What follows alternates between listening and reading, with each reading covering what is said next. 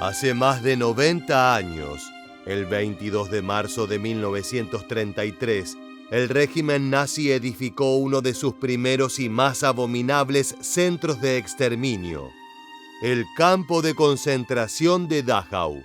Más que una prisión, se convirtió en un sombrío modelo para la futura maquinaria de muerte.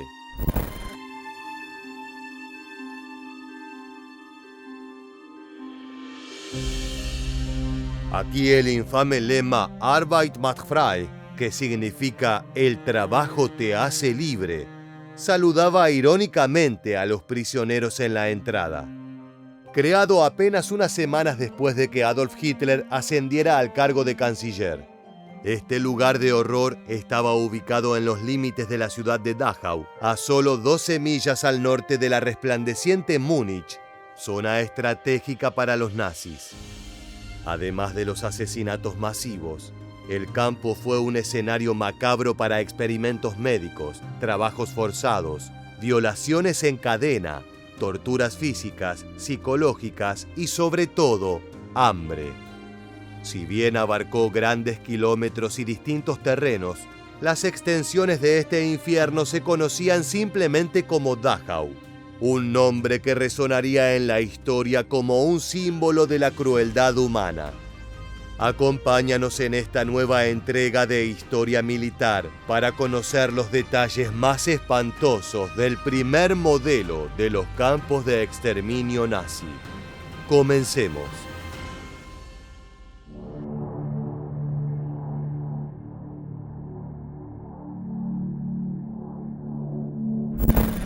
Ubicado en los terrenos de una fábrica de municiones en desuso cerca del borde noreste de Dachau, aproximadamente a 12 millas al noroeste de Múnich en el sur de Alemania, el campo recibió el primer transporte de prisioneros el 22 de marzo de 1933. Comenzó siendo un lugar de internamiento para opositores al régimen nazi, principalmente comunistas, socialdemócratas y sindicalistas. Heinrich Himmler, quien fue el segundo máximo jerarca nazi y entonces presidente de la policía de Múnich, lo bautizó oficialmente como el primer campo de concentración para prisioneros políticos, que según él iba a restaurar la calma en Alemania. Sin embargo, con el tiempo la población del campo se diversificó para incluir a testigos de Jehová, gitanos, hombres homosexuales e individuos catalogados como asociales. Inicialmente diseñado para alojar a 5.000 prisioneros, para el final de la guerra el hacinamiento superaría por 195.000 su capacidad inicial. En octubre de 1933, bajo el mando de Theodor Eicke, el campo adoptó un sistema draconiano de regulaciones, sometiendo a los prisioneros a castigos brutales. El posterior papel de Eicke como inspector aseguró que Dachau sirviera como modelo para los campos posteriores, convirtiéndose también en un centro de formación para los guardias de las SS desplegados en toda la red de campos. A principios de 1937, las SS comenzaron la construcción de un complejo expansivo de edificios en los terrenos originales del campo. Esta ardua tarea comenzó con la demolición de la antigua fábrica de municiones, llevada a cabo por prisioneros en condiciones deplorables. Aunque se construyó una cámara de gas en Dachau junto al crematorio, nunca se utilizó para asesinatos masivos.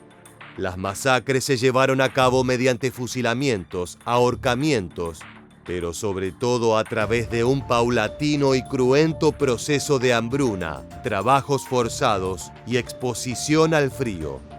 Esto último se realizaba obligando a los prisioneros a permanecer al aire libre durante horas en condiciones extremas, sin abrigo adecuado ni comida. También se sabe que algunos prisioneros eran rociados con agua helada y luego dejados a la intemperie para que se congelaran. Pero no solo se trataron de presos políticos.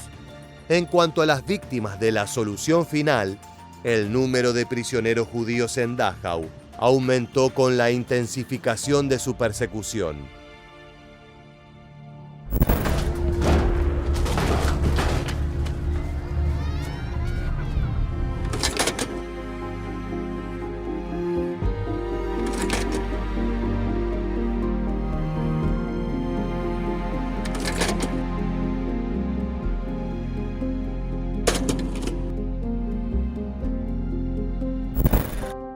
Las imágenes que acabamos de ver reflejan los violentos ataques de los que eran objeto los judíos. El genocidio comenzó con la Kristallnacht, también conocida como la Noche de los Cristales Rotos. Se trató de una serie coordinada de ataques perpetrados contra judíos en la Alemania nazi y Austria el 9 y 10 de noviembre de 1938. Durante esa noche se incendiaron sinagogas, se destruyeron muchos negocios a la calle y se vandalizaron hogares inocentes. Miles de judíos fueron arrestados y enviados a campos de concentración. Se estima que al menos 91 de ellos fueron asesinados en estos ataques, aunque el número real podría ser mucho mayor. Sin embargo, lo más terrible fue lo que ocurrió luego. El 20 de noviembre de ese mismo año, 10 días después de la Kristallnacht, casi 11.000 hombres judíos fueron internados en Dachau.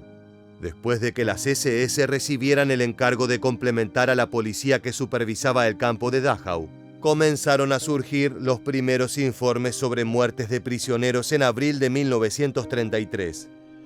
Josef Hartinger, funcionario del Ministerio de Justicia de Baviera, y el médico Moritz Flamm llegaron al campo para investigar las muertes de acuerdo con el Código Penal bávaro. Durante varios meses notaron muchas inconsistencias entre las heridas de los cadáveres y los relatos de los guardias del campo.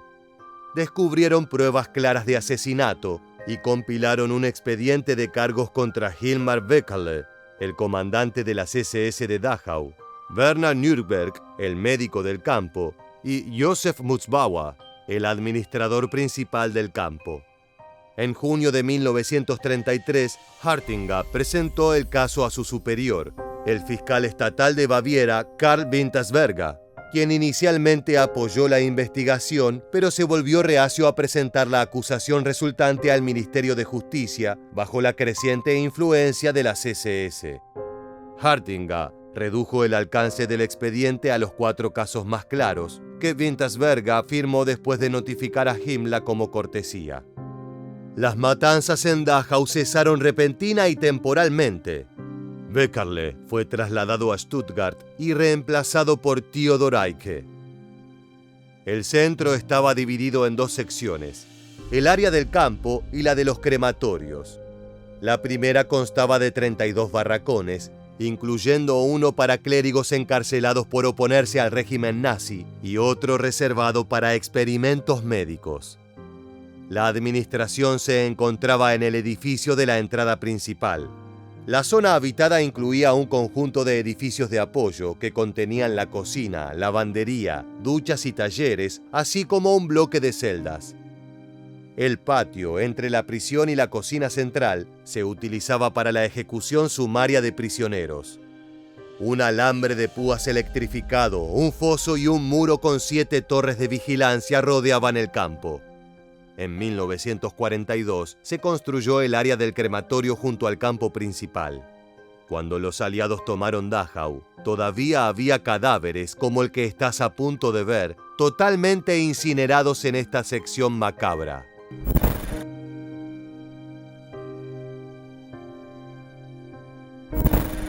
Esta zona incluía el antiguo crematorio y el nuevo centro de incineración con una cámara de gas. No obstante, en lugar de usarse para gasear, los prisioneros eran sometidos a una selección. Aquellos juzgados como demasiado enfermos o débiles para continuar trabajando, eran enviados al centro de eutanasia del castillo Hartheim cerca de Linz, Austria. Allí, más de 2.500 prisioneros transferidos de Dachau fueron asesinados en las cámaras de gas. Además, se llevaron a cabo ejecuciones masivas por disparos, primero en el patio del búnker y más tarde en un campo de tiro de las SS especialmente diseñado. En 1943 se establecieron 123 subcampos en el sistema de Dachau, aprovechando la mano de obra forzada de los prisioneros para la construcción de fábricas cercanas al campo principal. 11 de estos subcampos, denominados Kaufering, se distinguían por un número al final de cada nombre. Todos estos tenían un propósito específico: construir 3 fábricas subterráneas como parte del proyecto Ringeltaube, destinado a la producción del avión de combate alemán Messerschmitt Me-262. Durante los últimos días de la guerra, en abril de 1945, los campos de Kaufering fueron evacuados y aproximadamente 15.000 prisioneros fueron trasladados al campo principal de Dachau. Cabe aclarar que el trabajo forzado de los prisioneros era uno de los propósitos de los subcampos, pero no el único. Como señalamos anteriormente, este centro del horror se convirtió además en un macabro laboratorio donde los médicos y científicos nazis llevaron a cabo experimentos brutales en los prisioneros, utilizando sus vidas como moneda de cambio para sus investigaciones sádicas. Genia Obev fue una de las sobrevivientes que pudo testimoniar estas prácticas. Nunca había visto un aparato de rayos X. Tenía buena salud. Nunca había visto esas cosas. Recuerdo muy bien cómo era. Era un aparato de rayos X muy grande, con 2 bastidores. Te ponías entre esos 2 bastidores y con una plancha de madera delante y otra detrás. Desde 1942, estos hombres de bata blanca se embarcaron en una serie de atrocidades médicas sin precedentes. Uno de los horrores que se llevó a cabo fue el estudio de la hipotermia y la altitud. Los prisioneros fueron sometidos a condiciones de frío extremo y alturas elevadas para simular situaciones que podrían enfrentar los pilotos en combate aéreo. Llevaron al límite su resistencia hasta causar la muerte de muchos por congelación y falta de oxígeno. Los nazis también buscaron encontrar formas de convertir el agua de mar en una fuente de supervivencia para los pilotos que se viesen obligados a aterrizar en el océano. Los prisioneros fueron obligados a beber agua de mar e ingerir diferentes sustancias en un intento macabro de purificar el agua salada. Los resultados fueron nefastos. Muchos sufrieron enfermedades graves, lentas y dolorosas, que los llevaron a la muerte por ingestión forzada de sustancias tóxicas. Asimismo, los médicos nazis estudiaron los efectos del congelamiento en los animales de sangre caliente e infectaron a los judíos con malaria. Los registros originales de los experimentos fueron destruidos por los nazis para ocultar las atrocidades. Lo que sabemos de lo ocurrido es gracias a los sobrevivientes. Estabas desnuda de cintura para abajo. Tenías que estar callada, no podías gritar. También se administraron diferentes medicamentos en los reclusos para estudiar los efectos. Sin embargo, la falta de rigor y los delirios de esta pseudociencia llevó a la mayoría a la muerte. Aparte de los experimentos, en Dachau, otra especialidad macabra fueron los barracos de los sacerdotes, o Priesterblock en alemán. En 1940, los nazis secuestraron a clérigos de diversas denominaciones de toda Alemania y de otros campos en los más de 20 países ocupados por los nazis. La mayoría de ellos eran sacerdotes católicos, muchos de los cuales procedían de Polonia, que se habían opuesto vehementemente al régimen nazi y que habían denunciado las atrocidades cometidas. En total, alrededor de 3.000 clérigos sufrieron en Dachau. Durante aquel oscuro período, estos sacerdotes se enfrentaron una serie de desafíos, desde la persecución ideológica hasta las brutales condiciones de vida en el campo. Sin embargo, su resistencia y solidaridad se vieron aún más puestas a prueba cuando estalló una epidemia de tifus en el campo a principios de 1945. Ante la necesidad desesperada de atención médica, algunos sacerdotes valientes se ofrecieron como voluntarios para cuidar a los enfermos. El hacinamiento, la falta de higiene personal y la escasez de alimentos contribuyeron al rápido contagio y propagación del tifus. Incluso después de que los soldados estadounidenses liberaran el campo, este permaneció sellado durante semanas bajo estricta cuarentena debido al brote. La devastadora epidemia se cobró la vida de más de 10.000 personas, incluyendo a varios cientos de sacerdotes católicos que habían permanecido en Dachau hasta el final. Estos hombres de fe, que habían dedicado sus vidas al servicio de los demás, sucumbieron a una enfermedad terrible en medio de la angustia y el sufrimiento generalizado. Los prisioneros fueron sometidos a trabajos forzados desde el comienzo de su internación. Inicialmente se los obligaba a trabajar en la operación diaria del campo, en proyectos de construcción diversos y en pequeñas industrias artesanales establecidas dentro del propio campo. Bajo el látigo de la crueldad nazi, estos hombres se vieron obligados a construir carreteras, a excavar en canteras y a drenar pantanos bajo condiciones inhumanas. Lo que estás a punto de ver son algunos de los judíos de Dachau en una jornada normal de trabajo extenuante.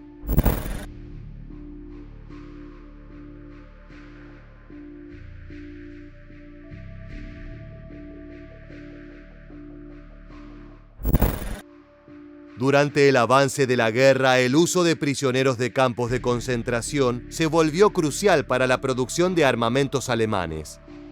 En un esfuerzo por aumentar la producción bélica, en el verano y otoño de 1944, se establecieron campos satélites bajo la administración de Dachau, cerca de las fábricas de armamentos en el sur de Alemania.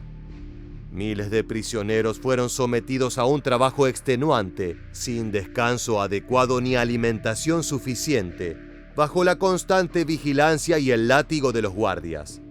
Los testimonios describen escenas desgarradoras de prisioneros colapsando en el trabajo, sus cuerpos exhaustos cayendo al suelo mientras el aire se llenaba con el lamento de la desesperación. Para muchos, la muerte se convertía en una liberación de su agonía, un escape final de una existencia marcada por la brutalidad y el sufrimiento. La admisión, el registro y el interrogatorio de los detenidos estaban impregnados de comentarios despectivos por parte de los funcionarios de las SS. Los prisioneros eran pisoteados y golpeados durante la lista nominal. El trabajo forzado incluía tareas inútiles y arduas, diseñadas para agotar a los prisioneros física y mentalmente. Durante estas jornadas extenuantes no había identidad posible. Así lo testimonia este sobreviviente italiano. Tu qui sei un numero, non hai nessun diritto, solo doveri. Ricordati che sei un numero. Le parole che si hanno detto appena arrivati dentro il campo. El área de prisioneros estaba altamente protegida para evitar fugas. Una zona de nadie de 3 metros de ancho era el primer marcador de confinamiento para los prisioneros. Entrar en esta zona provocaba disparos mortales desde las torres de vigilancia. Los guardias arrojaban las gorras de los internos a esta área, resultando en la muerte de aquellos que intentaban recuperarlas. Los presos más desesperados, al ser testigos de esto, hacían uso de la crueldad de los alemanes e ingresaban al área para acabar en un instante con una vida que para ellos ya no valía nada.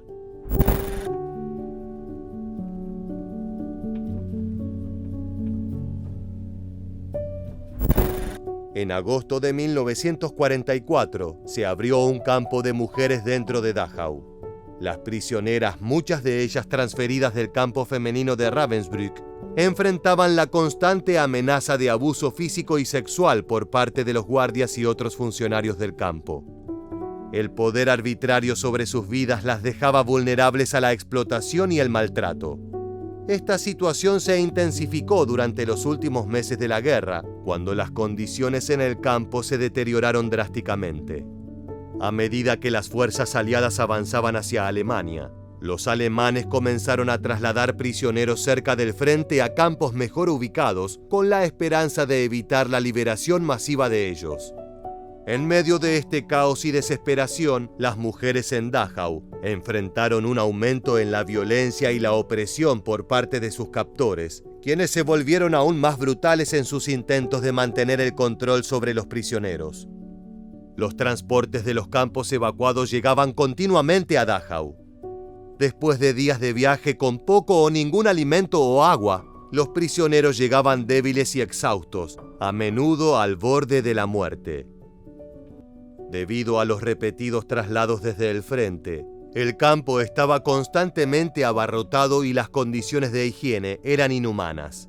Desde finales de 1944 hasta el día de la liberación, murieron 15.000 personas, alrededor de la mitad de todos los prisioneros detenidos en Dachau. Entre ellos, 500 prisioneros de guerra soviéticos fueron ejecutados por fusilamiento. Este período final en Dachau estuvo marcado por una congoja indescriptible. La desesperación y la desesperanza llenaban el aire, mientras que la muerte y la agonía eran compañeras constantes para aquellos atrapados en el horror de Dachau. La falta de alimentos, agua y atención médica adecuada exacerbó el sufrimiento, mientras que las enfermedades y la violencia arbitraria se cobraban vidas a un ritmo alarmante. Muchos padres debían tomar la decisión de sacrificar sus raciones de comida para dárselas a sus hijos. Come posso dimenticare il fatto che mio padre si levava il pezzetto di pane per me? È una cosa che è inimmaginabile oggigiorno. La marcha de la muerte desde el campo de concentración de Dachau fue una odisea de horror que reflejó la crueldad y la desesperación del régimen nazi en sus últimos días. El 24 de abril de 1945, mientras las tropas estadounidenses se acercaban al campo, el comandante y un destacamento de guardias forzaron a entre 6.000 y 7.000 prisioneros, ya debilitados por años de brutalidad y privaciones extremas, a emprender una marcha de 6 días hacia el sur, rumbo a Oirasburg, y luego hacia el este, en dirección al Tegernsee. La marcha fue una prueba de resistencia física y mental inimaginable. Los prisioneros iban descalzos, con ropas raídas y apenas recibían alimento o agua. Cada paso era una agonía, y aquellos que no podían mantener el ritmo eran cruelmente ejecutados por los guardias. Muchos otros sucumbieron al agotamiento, cayendo al suelo y siendo pisoteados por los que venían detrás de ellos, o simplemente dejados atrás para morir. Los cuerpos sin vida se acumulaban a lo largo de la ruta, una macabra estela de muerte que acompañaba a los supervivientes en su marcha hacia lo desconocido. Meses después, el 29 de abril de 1945, cuando las fuerzas aliadas estadounidenses liberaron la región, se descubrió una fosa común a lo largo de la ruta de la marcha que contenía los restos de 1.071 prisioneros. Aunque al final de la guerra la tasa de mortalidad había alcanzado su pico en 200 por día, después de este suceso la tasa eventualmente cayó entre 50 y 80 muertes por día debido a la desnutrición y enfermedades. Como dijimos, además del abuso directo de las SS y las duras condiciones, las epidemias de tifus y hambruna fueron brutales. Con los transportes de campos evacuados en el este como Auschwitz, el número de prisioneros en Dachau había crecido inexorablemente. Esto se vio reflejado en un mayor hacinamiento y en un aumento constante de la tasa de mortalidad. Dentro del campo, los aliados encontraron aún más cadáveres, a menudo desnudos, tendidos en el mismo lugar donde habían caído en las últimas horas o días antes de la liberación del campo. A veces los cadáveres estaban apilados por encima de otros como leña. Para muchos soldados, ver estas atrocidades dio un nuevo significado a la guerra. Se dieron cuenta de que no solo luchaban contra un enemigo, sino contra el mal en estado puro. Los nazis intentaron incinerar todos los cadáveres que pudieron antes de abandonar el centro de exterminio, pero eran demasiados. La llegada de los estadounidenses y los soviéticos desencadenó un episodio de brutalidad. Traumatizados por la visión de montones de cuerpos famélicos y las condiciones de vida inhumanas de los prisioneros, perpetraron ejecuciones a sangre fría de varios centenares de nazis que no habían huido del lugar. El número de víctimas difiere en cada informe. Algunos especulan que más de 100 soldados alemanes murieron, mientras que otros informan que de 30 a 50 soldados fueron asesinados durante la captura del campo. A este acontecimiento ocurrido el 29 de abril de 1945 se le conoce como la Masacre de Dachau. Este lugar significó un modelo de exterminio para la industrialización de la muerte a escalas inimaginables, que al final de la guerra se contaron por millones. Hoy en día las instalaciones del complejo funcionan como un museo conmemorativo.